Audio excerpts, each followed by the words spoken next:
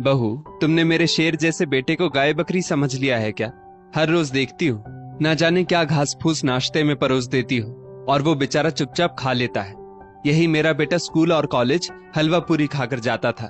इसकी जो भी इच्छा होती थी बिना कहे मैं पूरी कर देती थी। अब देखो, कुछ कहता नहीं, फिर भी तुम अपने मायके वालों के पास हमारी शिकायत करने से पीछे नहीं हटती होगी।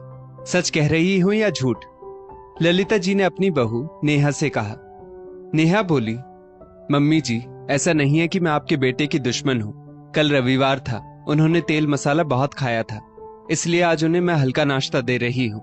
जानती हूँ आप माँ हैं, पर मैं उनका ख्याल आपसे कम नहीं रखूंगी। और आपको ऐसा क्यों लगता है कि बिना बात के अपने मायके में आप लोगों की शिकायत करूंगी? अरे सास और पति तो मेरे ही हैं, उनकी शिकायत करके मुझे क्या खुशी मिलेगी? ललिता जी बोली, रहने दो बहू, जब भी तुम्हारे मायके से कोई आता है या किसी का फोन आता है, कभी तुम्हारे चेहरे पर खुशी नहीं दिखती। घंटों उनसे बातें करती हो, फिर भी जताती हो कि तुम्हें कहाँ फुर्सत मिलती है। हमने भी घर परिवार संभाला है, तुमसे ज्यादा काम करते थे, पर हमेशा मुस्कुराते हुए हर किसी का स्वागत और विदाई करते थे। छोड़ो, मैं भी किसे समझा रही हूँ। इतना कहते हुए ललिता जी खा पीकर अपने कमरे में आराम करने चली गई।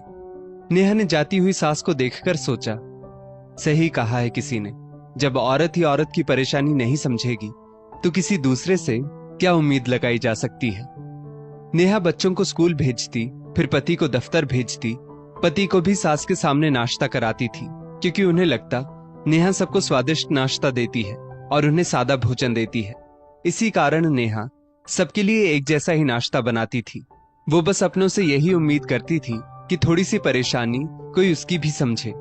जहां गर्मी में हर कोई पंखे की हवा और एसी की ठंडक चाहता था, नेहा पसीने में तरबतर हो जाती थी। फिर भी अपनी जिम्मेदारियों को वो समझती थी। एक हफ्ते बाद उसका पति मुकेश दफ्तर से निकलते हुए बोला, आज कुछ बढ़िया खाने की इच्छा हो रही है, वक्त मिले तो बाहर से जाकर कुछ नॉनवेज ले आना। अभी तो मुझे आने में वक्त है, तब तक तो बना ही लोगी। वैसे भी एक ही तरह का खाना बनाकर तुम भी ऊब गई होगी। घर में काम ही कितना होता है, इसी बहाने तुम्हारा भी दिल लग जाएगा। नेहा ने अपने पल्लू से पसीना पोंछते हुए रसोई को देखा, क्योंकि उसने खाने की तैयारी लगभग कर ली थी। फिर भी वो बोली, ठीक है, मैं बाजार से जल्दी जाकर ले आती हूँ, आपके आने तक तैयार हो जाएगा। जैसे ही नेहा बाजार निकलने लगी, ललिता जी बोली, बहू, बाजार जा रही हो तो मेरी साड़ी का मैचिंग फॉल लेकर आना। नेहा बोली, मम्मी जी, ये दफ्तर से घर आने के लिए निकल चुके हैं और मुझे नॉनवेज बनाने के लिए बोला है। अगर मैं दूसरे काम में लग गई तो रात का खाना तैयार नहीं हो पाएगा, फिर ये नाराज हो जाएंगे, तो आपका काम किसी और दिन कर दूंगी। इतना कहते हुए नेहा जल्दी में निकल गई। ललिता जी पीछे से बोली, जताती तो ऐसे है जैसे पूरे घर का बोझ यही उठाती है। अरे मेरा बेटा अगर कमाकर ना लाए तो क्या मायके से लाकर खिलाएगी? ना जाने खुद को क्या समझती है। नेहा शाकाहारी भोजन करती थी, फिर भी भागी भागी गई और नॉनवेज लेकर आई।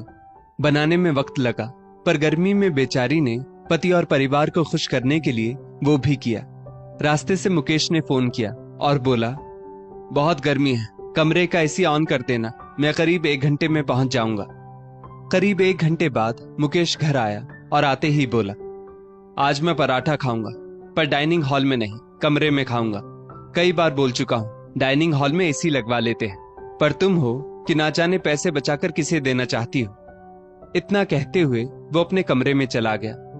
नेहा ने सोचा, दिन की सब्जी है, उसके साथ पराठा भी अच्छा लगेगा, तो मैं भी आज पराठा ही खा लूं। उसने पराठे बनाने शुरू किए। बच्चे, पति और सास, सबके लिए उसने 2-2, 3-3 पराठे बनाए। सबको खाना इतना अच्छा लगा कि उन लोगों ने दोबारा मांगकर पराठा लिया। देखते ही देखते सारा आटा खत्म हो गया। नेहा किसी से कुछ नहीं बोली। सब खाकर आराम से कमरे में एसी की ठंडी हवा खा रहे थे। नेहा को भी बहुत तेज भूख लगी थी। जब भी उसे भूख लगती थी तो उसकी बचपन की आदत थी कि उसकी आंखों में आंसू आ जाते थे और उसे अपनी माँ की याद आ जाती है। उसने सोचा, अब कौन अपने लिए फिर से आटा लगाए, तो उसने दिन के बचे हुए चावल लिए और सब्जी के साथ खाने लगी। खाने के साथ साथ उसे नमकीन आंसुओं का भी स्वाद आ रहा था। तभी कमरे से मुकेश की आवाज आई, नेहा, तुमसे इतना भी नहीं हो पाता कि कमरे में ठंडे पानी की 2-4 बोतल रख दो। और ये क्या, अभी तक तुम खा ही रही हो, जल्दी से पानी की बोतल दे देना। एक काम तुमसे सही ढंग से नहीं हो पाता है, ना जाने दिन भर घर में करती क्या हो। इतना कहकर मुकेश ने धड़ाम से दरवाजा बंद कर लिया। नेहा सोच रही थी, यही अंतर होता है अपनी माँ, बहन और सास पति में।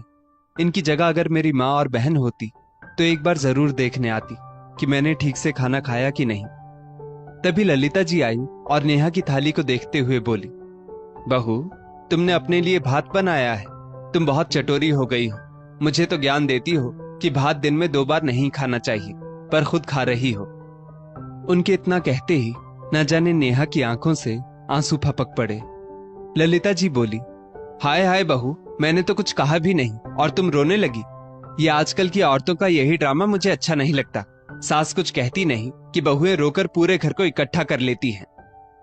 नेहा अपने आंसुओं को पोंछने की नाकामयाब कोशिश करते हुए बोली, मम्मी जी, आपको मेरी थाली में भात नजर आया, पर वो भात दिन का है, ये नजर नहीं आया। आप सब एसी की हवा में खाना खा रहे हैं, मैं यहाँ बैठकर अकेली खा रही हूँ। किसी से नहीं हुआ कि एक बार मुझे भी पूछ लेता, क्या मैं इस घर के लिए कोई मायने नहीं रखती हूँ। ललिता जी बोली, अरे नॉनवेज और पराठे बनाने के लिए तुमने ही तो हाँ की थी। नेहा बोली, मम्मी जी, जब मैं सबकी पसंद नापसंद, यहाँ तक कि सबकी हंसी के पीछे की परेशानी भी समझ लेती हूँ, तो मेरी परेशानी कोई क्यों नहीं समझ पाता। काम वाली जितना आटा लगाकर गई थी वो सब खत्म हो गया था। अब ये सोचिए, मुझे भी तो भूख लगती है, कभी मेरा भी मन होता है कि कोई मेरी भी चिंता करे। ऊपर से उन्होंने कहा कि गरम गरम पराठा चाहिए। मुकेश कमरे से निकलकर आया और बोला, क्या बात हो गई जो इतना शोर मचा रही हो? और अगर तुमने नॉनवेज बनाकर खिला भी दिया तो क्या एहसान किया? अरे आज तो बिल्कुल अच्छा नहीं बना, उसमें नमक भी कम था। लगता है तुमने जल्दी में बना दिया। काम में तुम्हारा ध्यान ही नहीं लगता, दिन भर फोन में लगी रहती हो। नेहा ने सास को देखा और बोली, मम्मी, देख लिया आपने, मैं इनकी कई गलतियों को नजरअंदाज करती हूँ, पर आज खाने में नमक क्या कम हुआ? इन्होंने एक पल में मेरी मेहनत को दुत्कार दिया। हम औरतें अपनी भूख को पानी से मिटा लेती हैं, परंतु पति और परिवार को नए नए व्यंजन बनाकर खिलाती हैं। हमारी छोटी सी भूल ना होते हुए भी सब हमें 4 बातें क्यों कहकर चले जाते हैं? इसलिए ना कि मैं इस घर की नहीं, दूसरे घर से आई हूँ। इतना कहते हुए नेहा बचे हुए खाने को प्रणाम करके रसोई में रखकर रोते हुए अपने कमरे में चली गई। अगले दिन नेहा ने चुपचाप अपना काम किया और बेटे के कमरे में जाकर बैठ गई। ललिता जी बोली, बहू, कल की बातों को भूल जाओ। हो सकता है मुकेश दफ्तर से थक कर आया होगा, इसलिए तुम्हें 4 बातें सुना दी। नेहा बोली, मम्मी जी, मैं उनकी हर परेशानी को समझती हूँ, तो वो मेरी तकलीफ क्यों नहीं समझते हैं? खैर, जाने दीजिए, जाइए आप भी थोड़ा आराम कर लीजिए, तब तक मैं कुछ कपड़ों को इस्त्री कर लेती हूँ। नेहा जब कपड़ों को इस्त्री कर रही थी तभी उसकी माँ सुनीला जी का फोन आया। संयोगवश ललिता जी ने फोन उठाया। ललिता जी ने समधन से हालचाल पूछा, फिर बोली, हमारी बहू कुछ ज्यादा ही नाजुक है, कभी कभी ना जाने क्या हो जाता है, बिना बात के भी रोने लगती है। सुनीला जी हंसकर बोली, नहीं समधन जी, मेरी बेटी बहुत मजबूत है, पर हाँ, जब कभी भूख लगती है और थकान ज्यादा हो जाती है तो वो रोती है। सबको खाना परोस देगी, पर खुद का बनाया हुआ खाना कोई और परोस कर दे तब उसे अच्छा लगता है। ये उसके बचपन की आदत है। वो कहती नहीं, पर मैं समझ जाती थी कि उसे भूख लगी है। अब आप वहां हैं तो माँ की जिम्मेदारी तो आपको ही उठानी होगी, क्योंकि मेरी बेटी तो मैंने आपको दे दी है। उसे बहू नहीं, बेटी समझिए, तभी उसकी हर आदत आप समझ पाएंगी। रात को मुकेश चुपचाप खाना खा रहा था। नेहा जैसे ही ललिता जी को खाना देने लगी, ललिता जी बोली, बहू, तुम भी हमारे साथ ही बैठ जाओ और लाओ, आज मैं तुम्हारे लिए खाना लगाती हूँ। नेहा ने आश्चर्य से ललिता जी की तरफ देखा तो ललिता जी बोली, तुम सबके लिए इतना कुछ करती हो, तो क्या मैं तुम्हारे बनाए खाने को तुम्हें परोस नहीं सकती? और मुकेश, जब कभी तुम्हें कुछ खाना हो तो एक दिन पहले बहू को बताया करो, आखिर वो भी दिन भर घर के काम में थक जाती है। हम लोग खाने के समय ये भी नहीं देखते कि बेचारी बहू के लिए कुछ बचा है या नहीं। जब ये सबके लिए इतना सोचती है तो इसके लिए सोचने की जिम्मेदारी हमारी भी तो बनती है। सास की बातें सुनकर नेहा की आंखें भर आई। मुकेश को भी अपनी गलती का एहसास हुआ कि कल उसने कुछ ज्यादा ही बोल दिया था। उसने कान पकड़कर नेहा से माफी मांगी और कहा, मुझे माफ कर दो, मैंने ध्यान ही नहीं दिया कि खाते खाते हम कितना खा गए। तुम तो नॉनवेज खाती भी नहीं हो, फिर भी हमारे लिए बनाती हो। मैं बुद्धू। अरे नमक कम था तो ऊपर से डाल लेता। अपने इस बुद्धू पति को माफ कर दो। ललिता जी बोली, बहू ये तो बचपन से ही बुद्धू है, इसे माफ कर दो। अब रविवार को एक वक्त का खाना या तो हम बनाएंगे या बाहर से मंगवाएंगे, पर बहू को एक समय का आराम देंगे। क्यों बहू, अब तो ठीक है? नेहा झट से ललिता जी के गले लग गई और बोली, मम्मी जी सालों लगे, पर आज मैं भी इस घर की हो गई। दोस्तों, सबके घर में एक घटना घटी होगी, पर आपको पता नहीं चला होगा कि बच्चे या पुरुष जब खाने लगते हैं तो कई बार महिलाओं के लिए रोटी कम पड़ जाती है, पर वो कभी शिकायत नहीं करती। लेकिन कभी खाने में कोई कमी रह जाए तो उन पर उंगलियां क्यों उठ जाती हैं? इस स्टोरी को लेकर आपकी क्या राय है, नीचे कमेंट करके जरूर बताइएगा। और ऐसी ही और भी बेहतरीन वीडियोस के लिए हमारा पेज जरूर फॉलो करें।